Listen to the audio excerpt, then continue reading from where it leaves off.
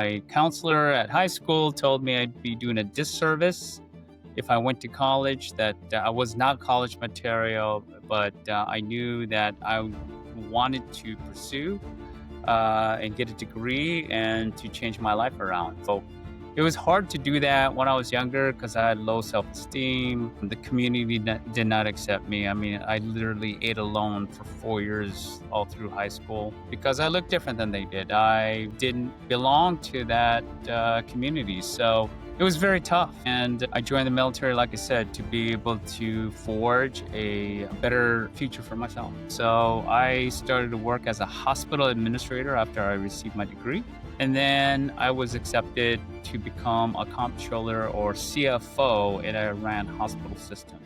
So I ran the hospital system in Europe, which is Landstuhl, Vicenza, Italy. And then later on, I ran the hospital system here in the... Hey, let's welcome Jayme Hansen, U.S. Army veteran, public speaker, who's experienced in C-level roles in healthcare. Welcome to the show, sir, and good to see you. Hi, thank you. Great. Well, if you could share your background and story maybe in a minute or two for listeners to get an idea who you are, we can start with that and then we can dive into leadership and other questions. Sure. So I'm a Korean adoptee. I was adopted with my biological sister to Minnesota, and I grew up on a dairy farm. So it was a tough life.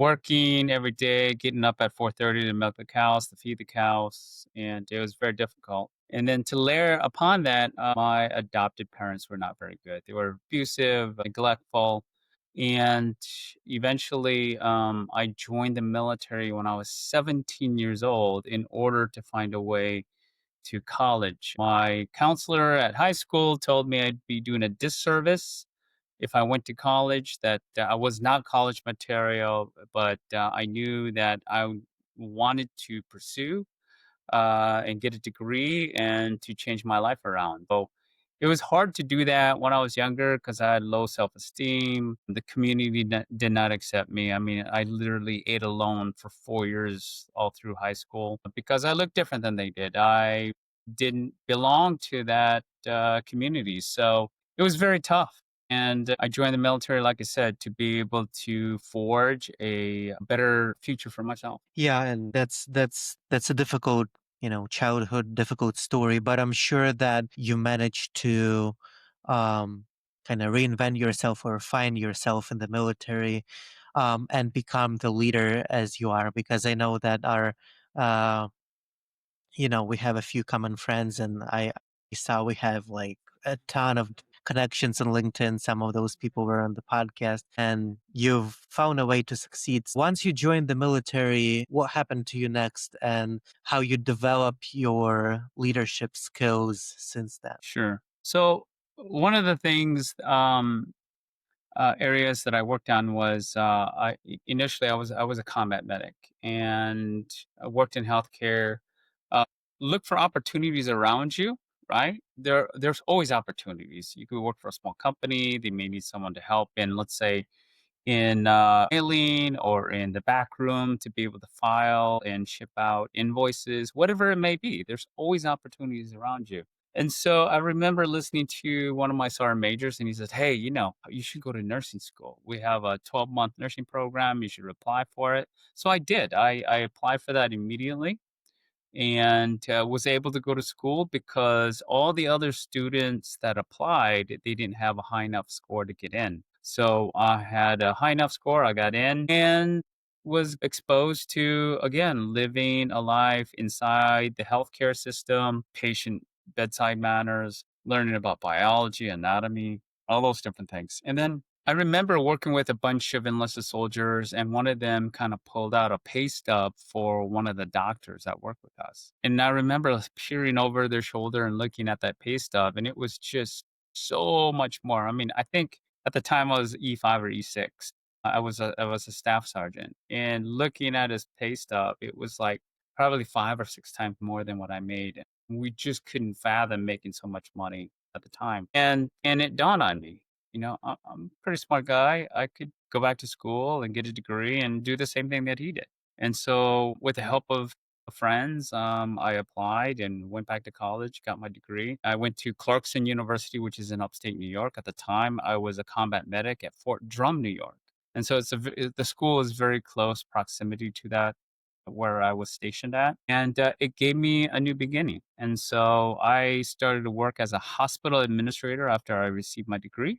And then I was accepted to become a comptroller or CFO, and I ran hospital systems. So I ran the hospital system in Europe, which is Landstuhl, Vicenza, Italy. We have some in multiple different other places throughout Europe as well. And then later on, I ran the hospital system here in the NCR, or the National Capital Region, which was Fort Belvoir, and the surrounding clinics that we have around the NCR.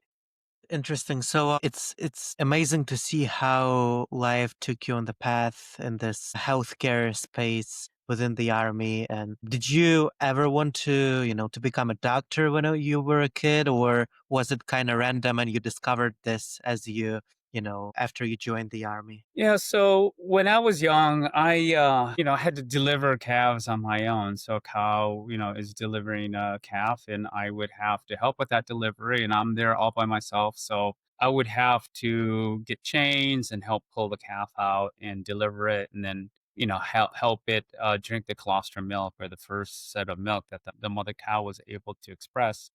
All those type of things. So I was involved in healthcare at a very young age. I just didn't know it, right? And I would watch the veterinarians go out there and check on the cattle and poke and prod, because cows can't talk to you, so they have to try to figure out what is wrong with that animal. And it was quite uh, exciting for me to be able to watch all these different interactions. And so at a younger age, I did decide, hey, it would be great to be maybe a missionary doctor or something else like that. And I really enjoyed studying biology when I was in high school. So I decided to get into healthcare, and the Army allowed me to do that.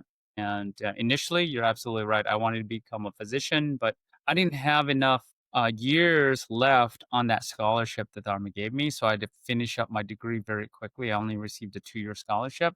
So I had to finish up what I could. I got a degree in social science. And I said, maybe I can pursue it at a later date. But the Army had different plans. They said, hey, why don't you become a CFO or a comptroller, and they offered me to go to graduate school. So they said, "Hey, would you like to get a degree in MBA?" And I said, "Man, that sounds remarkable. Let me sign up for it." And that all happened due to a quick conversation with to a gentleman that I was placed on loan to help him out. And what happened was I was an aide de camp. An aide de camp is a special role in which you help a commander of a very large unit and to assist him with his day-to-day activities, all his correspondence, setting up meetings and those type of things. He was on a trip for a while, so the comptroller at that hospital said, "Hey, I would love to have Jamie's help for that, for those couple of weeks." So I was working with this comptroller, and he said, "Hey, by the way, I have the gentleman who's in charge of the comptroller program flying in for dinner. I would love for you to sit down and have that dinner with me." And so we had dinner, and the gentleman asked me that same question: Do you want to get your degree and get your MBA? And I said, "Sure, that'd be great." And a couple of weeks after that interaction, I received orders in the mail. At the time, it was all mailed to you, and it says, "Welcome. You're going to Syracuse University." And that leads to one of the questions that I wanted to address, and that is, as a leader or as a mentor, you got to open those doors and celebrate success for your junior personnel to make sure that they continue down that path of success. Yeah, definitely. And I definitely want to explore this topic a little deeper. How can people apply these lessons from the military that you've learned about leadership, mentorship, and other things to civilian careers for people who never went to the military? What they can learn from you about leadership and other things to succeed in their careers? Yeah. So in the military, oftentimes we're given these impossible tasks with limited resources, with crunch timelines, right? And then you have to deal with all sorts of things that's beyond your control. So weather, terrain, right? The enemy. may completely change the way that you think that they're going to behave, right? So all of these things are typically outside of control. And then we're given a task or a mission and says, you have to be successful at that. And how are you going to do that? And so we do a lot of planning. We have what we say is, for instance, you may have several routes to get to the location that you're supposed to get to. And you may have a primary route, a tertiary route, right? And as plans change, you said, hey, look, we were on our primary route. Now we got to go to our secondary location because that first place was destroyed, or maybe the enemy wasn't there. So now we got to go to LZ so and so, and you share that information with the rest of your team. Then you just besides being deployed and having to have situations like that, when you're in garrison, you're moved every couple of years, every 2 to 3 years, and they're going to give you a brand new team that they're going to place in front of you. You don't know who anybody is. They're going to now appoint you to be a leader, and they're going to say, now you are in charge of these souls, and you got to make that team successful. How do you do it in such a short period of time, right? And especially when you're looking at very complex, large organizations, like the last system that I ran at Fort Belvoir, 3,400 people in that organization, $500 million, and you have to make it work. How do you increase performance? How do you increase and open up different healthcare aspects for the retirees, for the wounded warriors and their families? How do you do that? It's a very difficult situation. Those are some of the constrained environments that we were given, right? And when you boil it all down, right, it's complexity, but when you boil it past that, it's going to be oftentimes about fear, right? How do you get past the fear? And how do you get people to perform when they're fearful of their situation, right? And some of the things that I've learned is number one is you got to empower personnel and say, hey, I've got your back, right? As long as you make honest mistakes, but you're trying to do good and you're trying to figure it out, I got your back. Keep on doing what you're doing. Let's figure it out, right? And we do that more so in the healthcare system than we do elsewhere, even in the military. Every morning when we open our doors and we get the entire team together and we sit there and we have typically what is called a safety handover or a safety brief. And we listen to individuals saying, hey, we had this issue, we had that problem. And also during that, people will also say, I made a mistake. And we celebrate that. And we try to figure out ways to learn from that. And we go out there and say, this is the type of environment that we're going to create.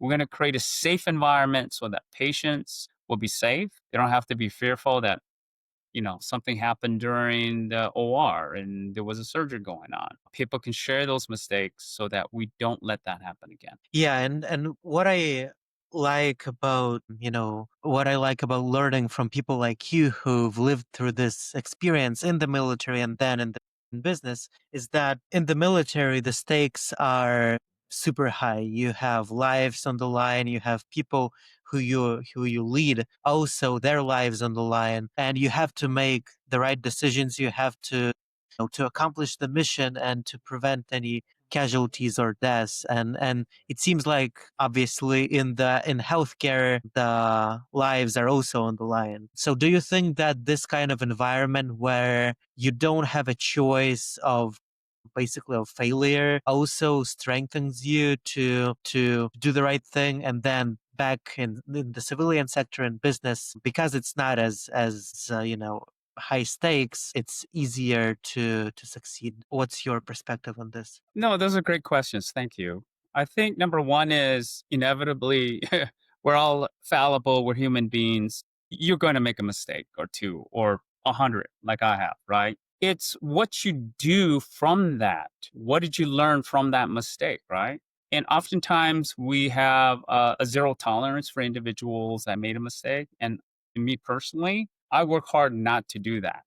You got to figure out why did that mistake happen. Maybe it's a failure on you as a leader, right? And oftentimes it is, and we're just killing the messenger in the process, and I think that's wrong. You shouldn't be doing that.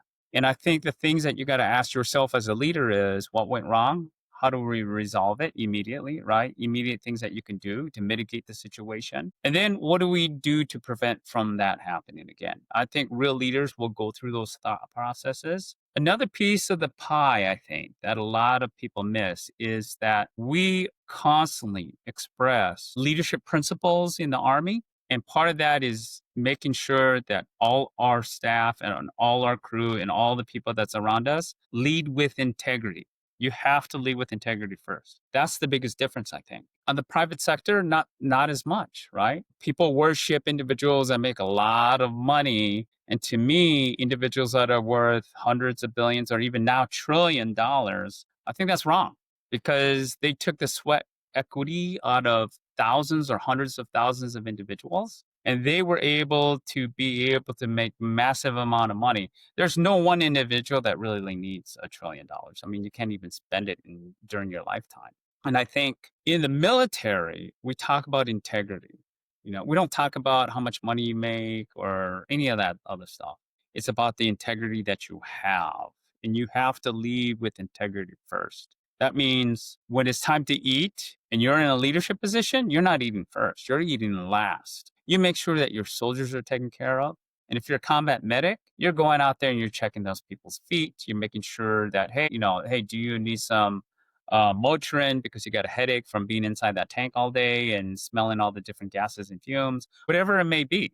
It's about self-sacrifice. It's about integrity. It's going out there and you adhering to the rules, which I think is pretty amazing that you have those leadership rules and you are living a life that's associated to that type of lifestyle being in the military. Yeah, and I like what you said about the differences between the military and the corporate America.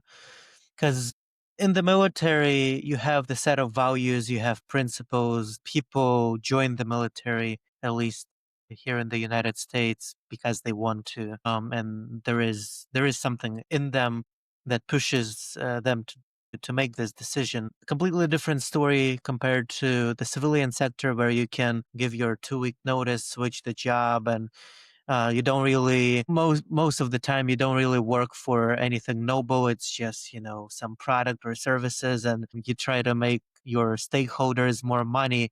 So, how do you think people should lead with integrity, and how to not lose all of these values when you're in this quite different environment and people can take advantage of you? And as you said, like, people make a ton of money, it's all about finances. How to stay true to yourself in this environment, and how to succeed with this approach despite all of these moving pieces and temptations and politics and so on? Sure. No, thank you for that question. I don't think it has to be one or the other. I think you can take these principles in which you learn from the military and apply to the private sector. An example of that is I remember working for this major general, and every morning before, when he was doing PT, he would run around the hospital and look at where people threw away their cigarette butts or people threw trash out. He would also, in the evening, do PT, and he would also run around and talk to the cleaning crew and talk to them saying, hey, who's working late? Who's throwing away a lot of trash and what are they doing? And all those different things. And he was talking to the grounds crew. He was talking to all these other people that most senior leadership in those organizations, a CEO or a CFO or a CIO, typically wouldn't talk to. But he would always do that.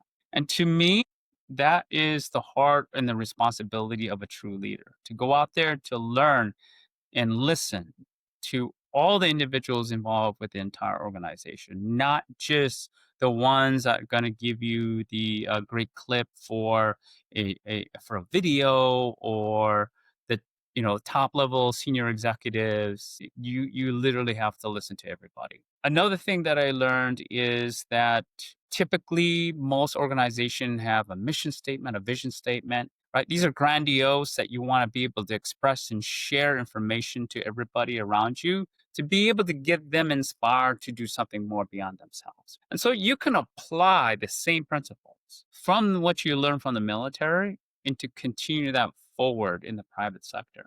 I think oftentimes people in the private sector typically takes one or two different views on that. There are individuals who want to hire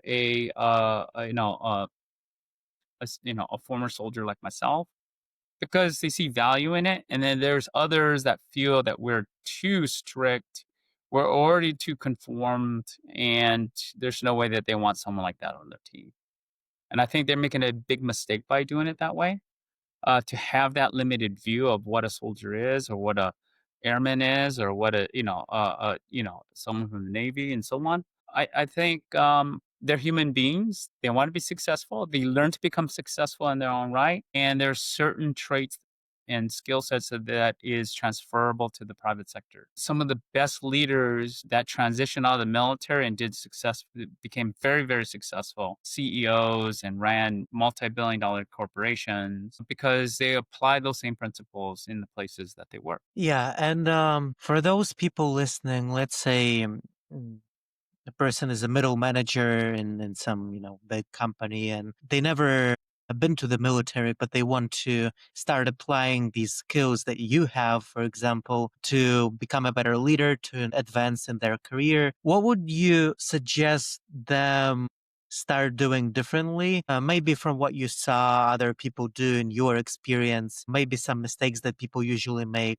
What advice would you give to those? Sure. First is we talked a little bit about vision. And I think if you want to be successful in your business, that vision needs to be easily understood. And I remember that Major General running around and asking a cook, asking a cleaning person, and ask them, what does this vision mean to you? And if they couldn't express what it meant, then he'll realize it was too difficult and he need to simple it and boil it down to simpler terms. And so you got to have that vision that's easily understood, that gets individuals to become stakeholders into whatever it is that you want to be able to get done. Next thing is building resilience in your staff, right? In the military, we understand the importance of that. And, we tell people they got to eat right, they got to get plenty of rest, they got to go out there and do all these right things to ensure that they are successful so they can get ready for that next mission. We need to take that resiliency to the public sector as well, right? So, Angela Duckworth, who talked about in her book called Grit, really talked about what it takes to be able to make those individuals to be able to stand out with those difficult situations in life. We do that all the time in the military, and we have chaplains that support them, healthcare providers that support them with PTSD, whatever it may be, the treatment that they need, and all that. But we need to be able to have that type of information available to the next generation of workers because I don't think they get it from being in their homes and from their communities anymore. And so I think it's important. Another piece of the pie, I think, is having empathy. We are told look for the person on your left and to the right of you and take care of them at all times because you want to be able to trust the individual who's in the foxhole with you. Right. And that is what make our military so amazing and so great is because individuals, regardless of what color they are, they're in that same foxhole and they're American. They want to ensure that they take care of that person to their left or right. At the end of the day, you are responsible and taking care of the people under your charge. And you have to do that in the private sector as well.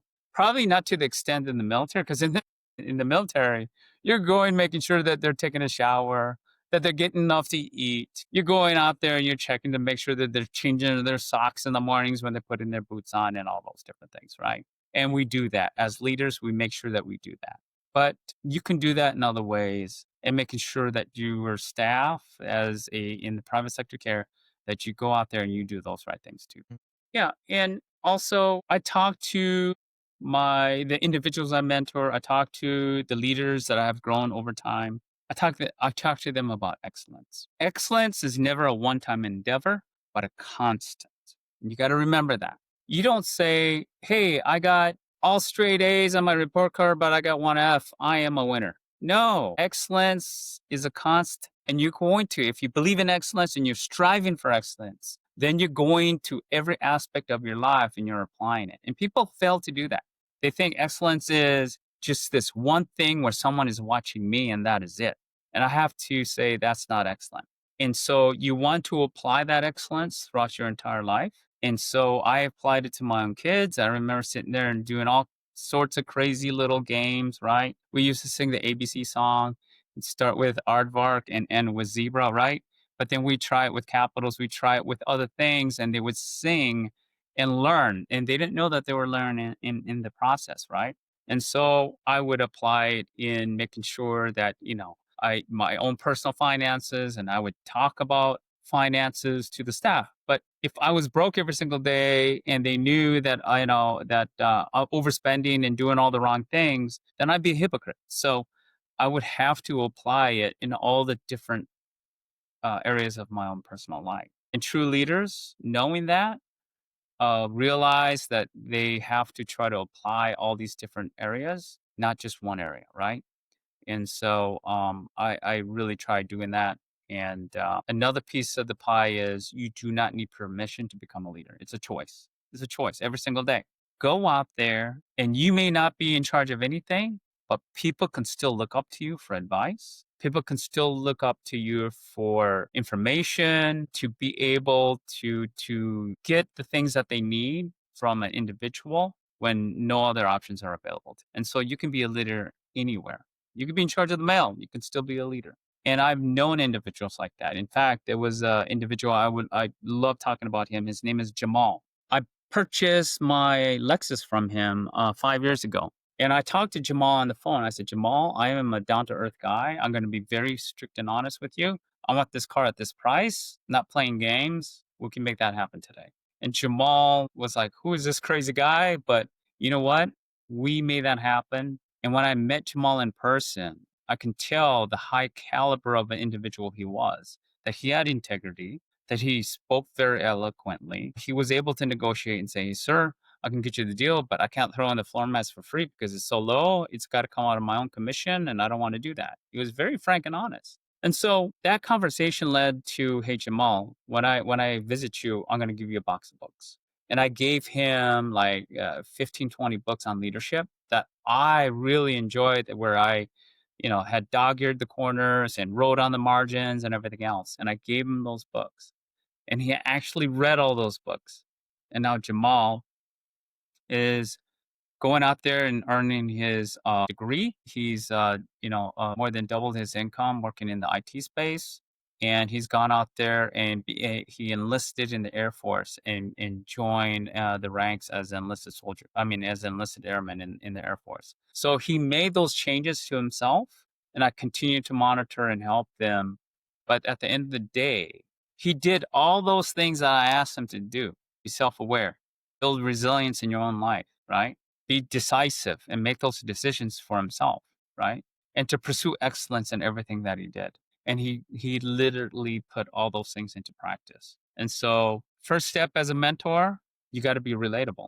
I had to share and be vulnerable and share with Jamal all the problems, all the screw ups, all the mess ups, all the things that I did wrong, and how I wanted to change those things, right? And so I had to be relatable. Second piece of that being a mentor, you got to open doors. You got to open doors for individuals. And I said, hey, Jamal, I'm going to be having dinner with General so and so. I want you to come. I want you to hear from the top leadership so that you can get a different way of thinking. And he really loved listening to those individuals. And he took that into consideration as he grew to become a leader. And you also have to have that two-way communication. If you mess up, Jamal needs to be able to tell me and say, hey, sir, I disagree with you on that. And vice versa. If I see him doing something wrong, I say, hey, Jamal, you need to get your life together and you got to head into the right direction here because you're really messing up in this one area. And you got to have that communication and that conversation to help those individuals to grow, to become better and move on up, to become the best version of themselves. Ton of very, very important advice. And thank you for sharing all of these leadership principles as well as some mentorship stuff as well. Well, we're running out of time, but I want to say thank you for joining me today and for sharing all this. Tomorrow is the Veterans Day. So I appreciate you coming over and for your service as well. And if you have a final word, feel free to share it with the listeners now. Sure. It's up to you to be successful. Nobody's going to come bail you out. That's the bottom line. And if you do not like the situation that you're in, you have the ability to pull yourself out. It's going to be a difficult journey, I promise you, but it's well worth it to invest in yourself. And so, one is learn to enhance communication. I have near my desk, I have 1,000 business cards. Me knowing that I leaving and exiting the military, I needed to give my business card to as many people as possible. So I bought 1,000 business cards and I passed them out to everybody that I knew and I talked to them about my own story. Another one is which is related to that is build that strong network. It's not the person that knows you for 30 years, it's going to be your biggest advocate typically. It's going to be those soft touches that you have with individuals that you barely met because they haven't formed an opinion about you. And don't be scared to go out there and talk to individuals, right? So get involved, and it costs you nothing to be able to join LinkedIn, to go to ask your boss, hey, can I go to a professional conference? Any of that stuff. Third component is when you build teams, make sure you get individuals that are smarter than you and has that can fill in the weaknesses that you have. And I've always done that because I know that I can't do everything. And I'm far from being the smartest guy in the room. But if when you start filling those gaps with individuals like that, you're going to have a robust team that can do just about anything. And next, leadership development programs. Make sure you're constantly investing in your people and in yourself. I've developed programs with Harvard University. I work with some of the best coaches in the world. I designed a certification program for all the entire DHA called CDFMH, all those different things. So I understand the vital importance of developing leaders. And we can't just give it lip service. You have to invest in it. And it doesn't have to cost a lot, but you got to invest in it. And sometimes that may be offsite in which everybody stops doing work for a day or two or a week, but you got to invest in your people. Well, thank you for sharing all this great stuff. I appreciate that. And I appreciate you coming over to the show today. Thank you very much. And I appreciate you inviting me. Thank you, Danny.